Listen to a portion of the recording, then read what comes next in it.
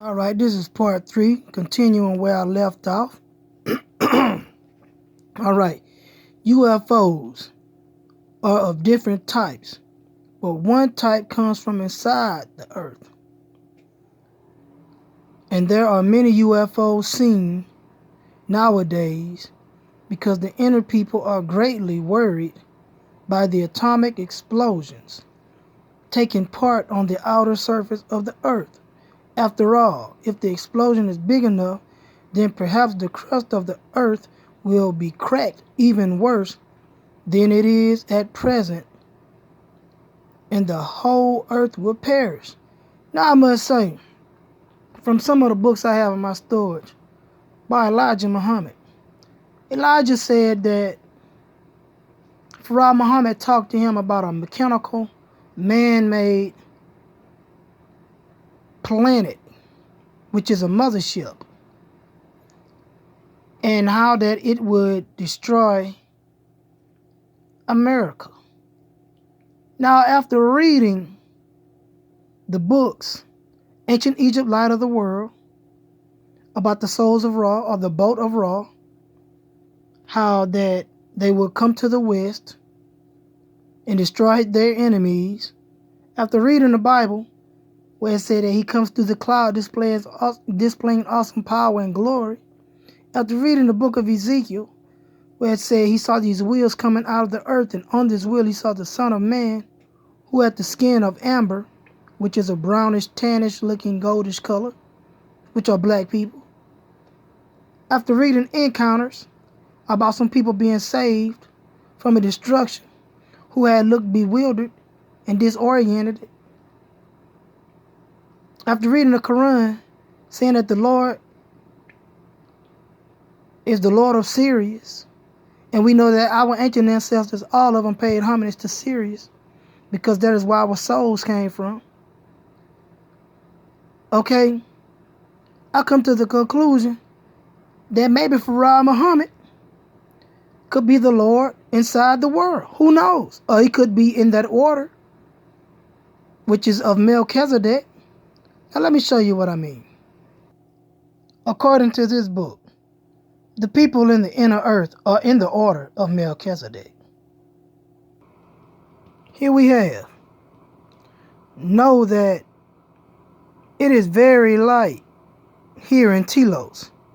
Our light is so bright that it lights up the earth and heavens. We work closely with the Melchizedek priesthood. Now we know that the Melchizedek priesthood were the Egyptian high priests. We know that from study, who are here to serve the earth. We are very concerned about the progress that humanity is making on the surface. You know why? Because they're scared they're going to blow some shit up, like we just read in the book Twilight by Tuesday Law Sang Rample. See? In Telos, we are spiritual warriors, as you on the surface must become. Because if not, y'all gonna fuck some shit up. A spiritual warrior is one who acknowledges the light within and knows that he or she is here for the purpose of bringing in more light to the earth. Now, what I just read is from the core of the earth, from some people from Telos, who are the ancient Lemurians. Now, this is something else they said to give you insight about this light that you must search. Here in Telos, we are able to see each other's light. We have developed our inner vision through meditation and prayers for aeons until we have reached this stage. Now, aeons are different zodiacs. Now, when we move into different zodiac signs, you are also now on the brink of reaching this stage. The time when you will clearly see the light around you and the light in others as it reflects the great central sun into the core of your being. Your soul is all light. We talked about this in the source field investigations for a good little while. With the photons and all that, and the kundalini, the electrical current, whatever you want to call it. And when you merge with your I am present, which Count Saint Germain talked about in his book, The Magic Presence, which is the I am presence, You bring the light from the great central sun into your core, and you shine with the intensity of the great central sun within you. For the great central sun and you are one. So the Holy Quran talks about we are closer to you than your jugular vein. It's talking about the 7 lords mentioned in the emblem tablets, or the 7 chakras, or the 7 seals, the servant churches, or whatever you want to call it, but this is what it's talking about. Now going back to Tuesday Lobster and Rample's book, Twilight. Picking up where I left off, okay? Now if the earth will be cracked, even worse. See, they're worried about the earth being cracked. That, right here, let's pick right here, that is why the inner people are concerned. Why they are trying to control atomic research in this world. Boom, I just read that shit in Telos. The call goes out from the hollow earth and the ground and the underground cities. I just read it in this book right here. Okay? Now jumping back into Los Angeles Rumble book, Twilight. It says in the chapters of life, you made predictions about events that will occur during the end period of the present world cycle. During this period, do you think the gardeners of the earth will return to weed and prune this tangled and twisted garden? Now we read about the gardeners. They call themselves the planters in the book Encounters. All right. Or it is more likely they will return after the cataclysm have taken care of most of we weeds, or it is us weeds. Now the Bible talking about the harvest, when there will be a weaving between the sheep and the goats. This shit is in all correspondence. All right. It is my belief that the gardeners of earth are getting heartily sick of conditions on this world, because humans basically are getting more and more selfish, and instead of people trying to do each other a good turn, they nowadays seem to be bent for destruction. Now we read in the book, The Hermit, this book, wherein it says, I protest at the waste of time. I protest that we should use any more endeavors in these faulty creatures. In the past, when a race of them were unsatisfactory, that were exterminated and the planet reseeded. So let us save time and work and exterminate them now before they pollute space. Okay, so we got this in 2 different books. Also, in this book, the Holy Quran, there is a part that says it is easy for us to reseed man or recreate man than it is to create a planet. So we know that the God of the Holy Quran is the God of Sirius. We established that. And we know that the Syrian people are, according to the book Encounters, the mothers and fathers of the black people on planet Earth. All right? So we know that they would rather just kill us off, according to the Hermit, because it's easier to reseed us than it is to create a planet.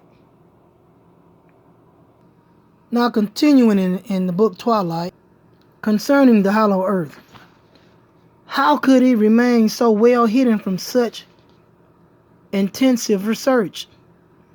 The answer is through masterfully misdirection. If you see a blank wall ahead of you in all your tests, including the use of special detectors, etc., convince you that the wall is solid, then you turn elsewhere. And the wall is indeed very well protected, because if one goes down from far enough, one gets to an outpost of the hollow earth. You further ask about the approximate date of the underground tunnels. Well, I should say about 1 million years or so ago, because they were made well before Atlantis. They were made when first people went on the ground and into the inner world. In passing, let me say that although a lot of people will screech with laughter at the thought of a hollow earth, let me remind them that for centuries and centuries, people thought that the earth was flat. Now let me say something for all you flat earthers. How in the hell the earth gonna be flat? And all the Egyptians talked about was Amenti, which is in the core of the earth, the hidden world, the subterranean world. Okay? How in the world that's gonna be? How in the hell is it gonna be flat when our ancestors, when the book of Ezekiel said he saw these wheels coming out of earth, proving that it's hollow, that people live inside the earth. Okay? How in the hell is it gonna be hollow when you got people that's in the military that keep their mouths shut, but some of them done said shit, like William Cooper. He said he saw these wheels coming out of the ocean. Hence, Atlantis. Okay? People from Atlantis. Agharta. But anyway, going back what I was saying. Let me remind them that for centuries and centuries, people thought the earth was flat. And if anybody had dared to say that the earth was round, then they would have been taken as insane people. Because they would have said, if this world is round, how could we stand on it? What about the people on the other side of the earth? They would fall off for sure. We know otherwise, don't we? We know the earth is round and not flat. Some of us know that the world is hollow. Too. Think of that. Will you? Now let me see what you say. You say, why would a race of people from outer space want to colonize with the people of this world to produce a tan race? Now there's a section in the book called Encounters by Dr. Flory. It's called They Want to Mix With Us. Even in the book of Enoch says that these people, these angels that shall descend upon the earth, talking about in the last days, he was saying that they was going to mix with us. And we will have the ability to go from planet to planet because we will have that gene. Our future children would have that gene in them, so they wouldn't need a spacesuit once they got on that planet. So, in so many words. But anyway, well, who said there was going to be a colony coming from beyond space? See, Lobs ain't finna talk about the people from inside the inner earth. Just think of this. Get all the white people, the yellow people, the red people, the black people, and any other shade you can scrap up. And them all to intermarry and look at the result. See, this tan race is the golden race, which is I mentioned in the Kundalini that lies dormant within us in that series, that 4-session series. It was talking about the rainbow body or the golden body. And also where David Wilcox presented that they misinterpreted the word Seclorum or golden age is actually the golden race. And this is even more validation of that, the race of 10. So anyway, would be a race, would be the color. Would the color be 10, of course. So we can get the race of 10. See, he's trying to run from saying that it's gonna be nothing but black people on this planet. But I know what the hell he's saying. Because he wanted to skip anything that dealt with racism, for the most part. When we all get the peoples of the world intermarrying, because in those days color will not matter. It doesn't matter in Brazil nowadays. And if one place is on the face of this earth where the black man and the white man works side by side with no thought whatever of color. All right? He's saying the people of Brazil is already doing this. They will be the first to produce citizens for the race of 10. Talking about the people of Brazil. Then he said, read the book, The Spaceships of Ezekiel by Joseph F. Blumrich. Now let's go before the King of the world. Beasts, men, and gods. by Ferdinand Ossendowski.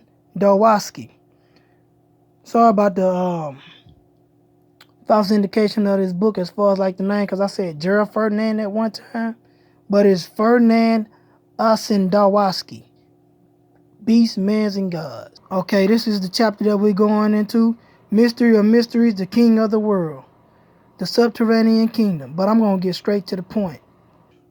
Now it is stated that when the King of the World enters, y'all can read this for yourself, enters the surface, everything in nature stops. The birds stop chirping.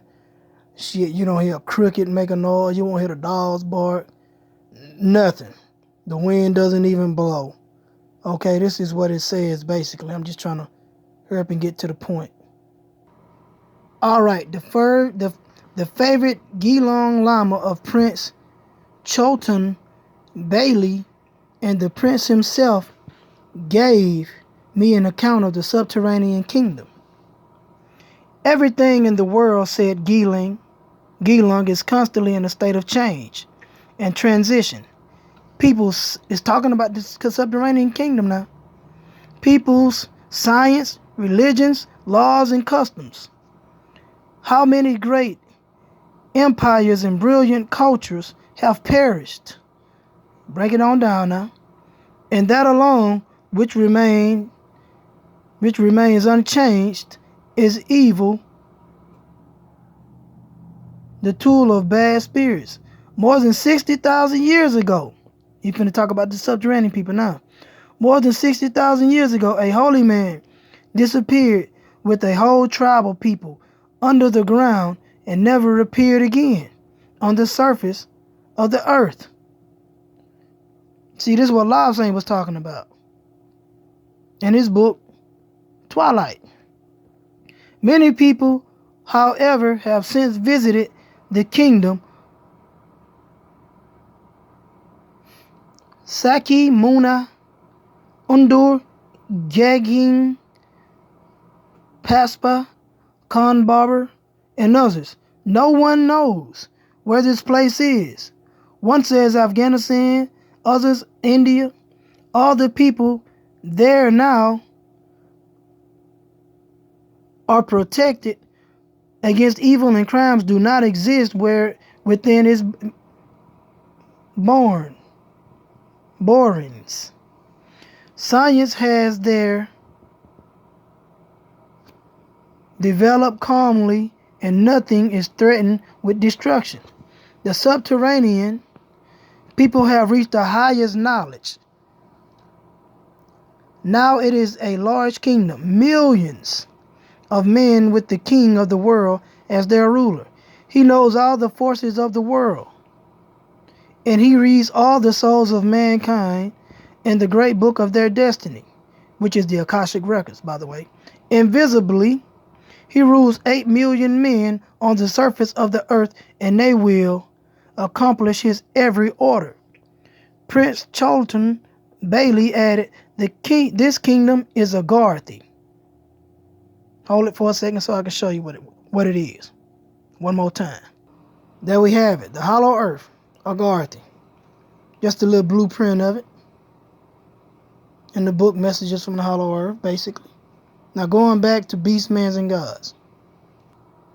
Okay, it extends throughout all the subterranean passages of the world. Of the whole world. I heard a learned Lama of China relating to Bogdo Kong that all the subterranean caves of America are inhabited by the ancient people who have disappeared underground. Traces of them are still found on the surface of the land. So it is in the book by Graham Hancock, The Fingerprints of the Gods. He said these are the fingerprints of the gods, these remnants, these statues, these pyramid builders, these pyramids themselves. Okay? He's talking about the black people. These subterranean peoples and spaces are governed by rulers owing allegiance to the king of the world. And there is not much of the wonderful.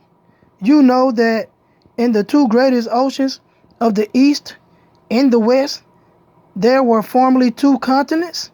They talking about Mu now, Atlantis. Oh, they talking about Lemuria and Atlantis. But you still got Mu too, because Mu sunk. It was actually a landmass in the Pacific Ocean. The one that Lob Sang mentioned in the book Twilight.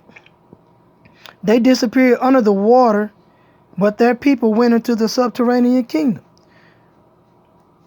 In underground caves, there exists a peculiar light which affords growth to the grain and vegetables and long life without disease to the people. Okay, I gotta show you something. A peculiar light which affords growth and grains. Now let me show you what he's talking about. Going into the Emerald Tablets of Thoth. I'm gonna let Thoth explain it to you, what he's talking about. Alright, deep in the halls of life grew a flower, flaming, expanding, driving backward the night. Placed in the center, a ray of great potence, life-giving, light-giving, filling the power all who came near it. Placed they around its thrones, 32 places for each of the children of light. Placed so that they were bathed in its radiance, filled with the life of the eternal light. See, he's talking about the halls of Amenti, which is the subterranean world. He's talking about this inner light, which is the central sun, because there is a sun in the core of our earth. He goes on to say, time after time, place they their first created bodies so that they may be filled with the spirit of life. 100 years out of each 1,000 must the life-giving light flame forth on their bodies, quickening, awakening the spirit of life. See, this is how they never died. This is how they continue to stay alive in Agharta. Their bodies continue to regenerate from the photons from this central sun that enters their body. Our sun there's nothing wrong with our sun. It's just that our planet is polluted and the atmosphere is polluted and our vegetation is polluted. Therefore, we can't intake all the photons in our body like they do, and they just regenerate themselves every day, fully. Like we saw the photon effect in the source field investigation, how a rat that had been injected with alazine had pancreas problems, but it received photonic light from the ultra laser violet beam ray that redirected it from a healthy rat's pancreas to the one that was infected, and it regrew totally to its full capability. So we have this here in connection with that, as far as like the photonic light. So in so many words, they are immortals that live in the core of earth. Okay, going in this book to prove my point. See, right here. We have known this, and therefore we've adopted to a glorious life as immortal beings experimenting in a human body.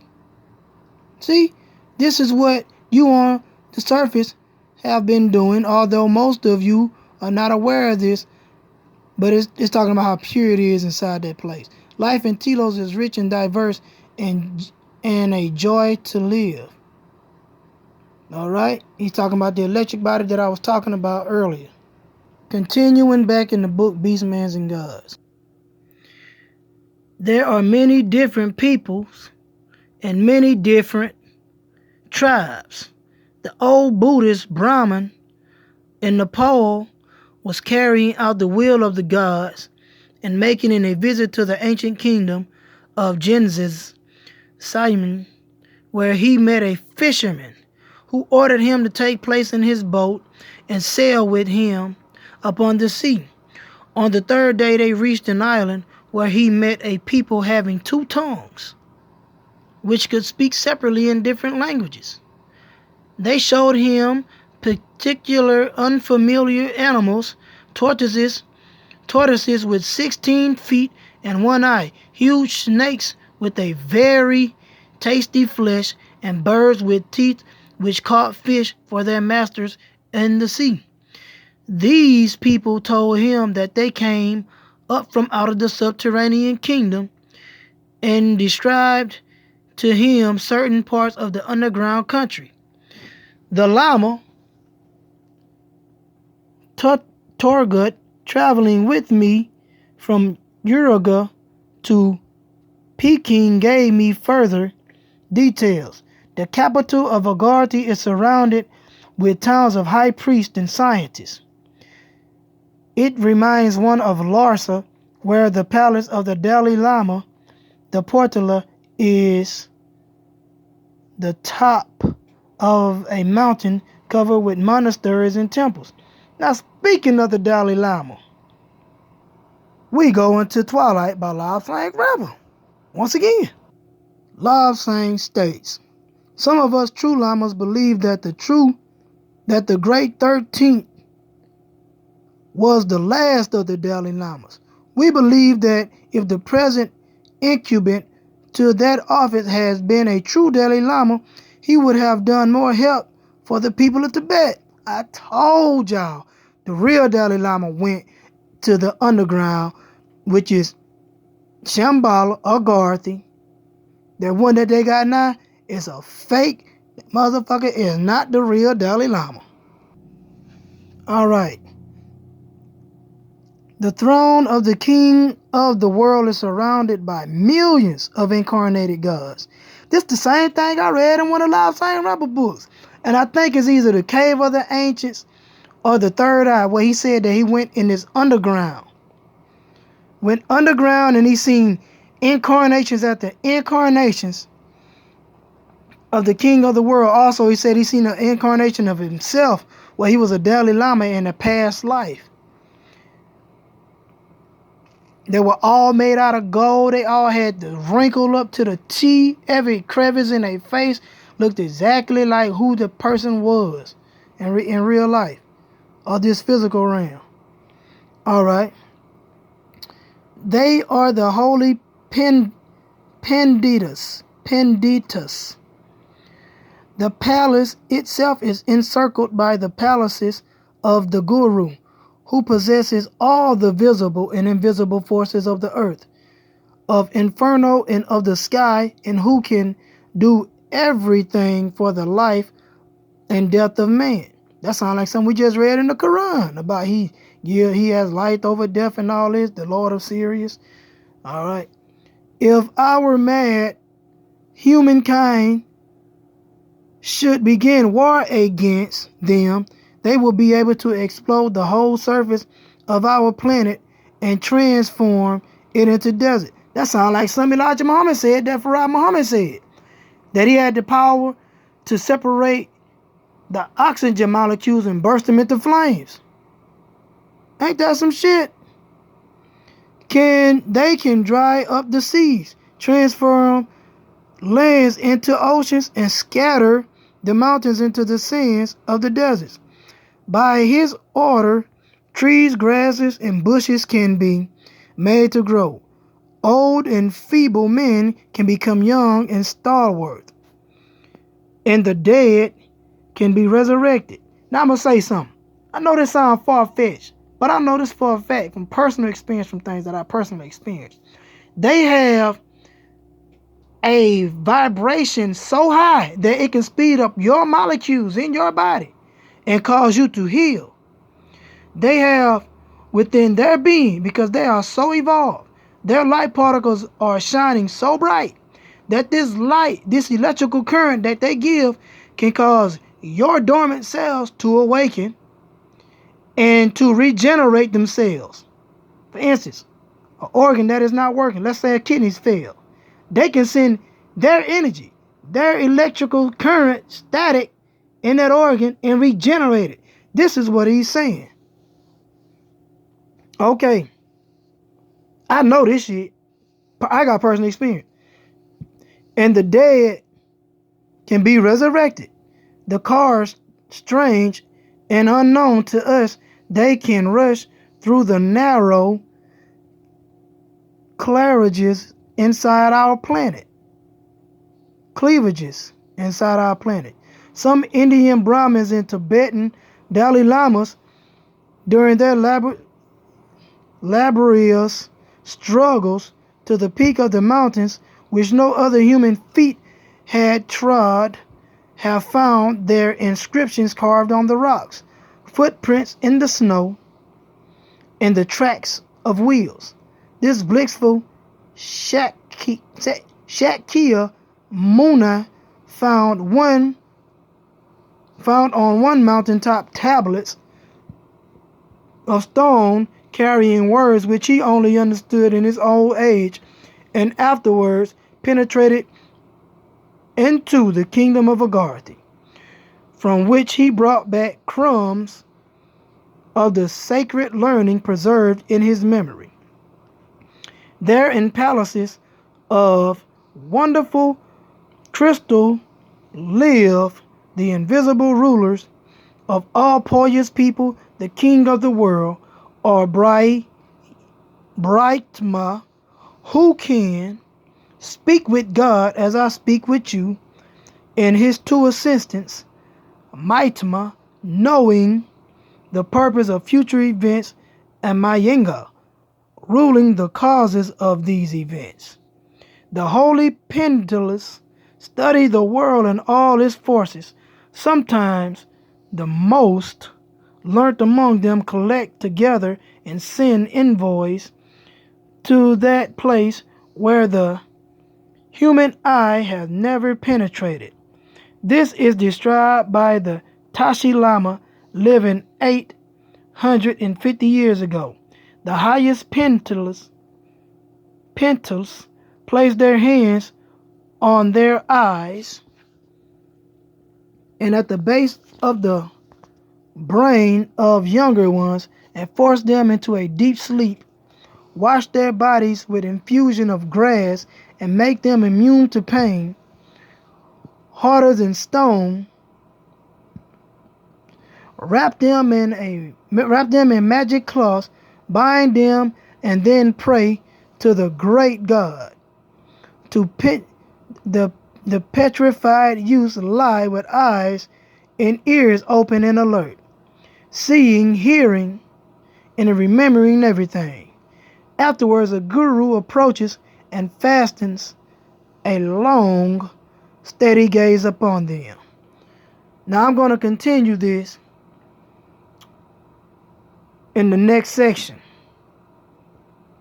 So, prepare for where I left off with part 4 coming very soon.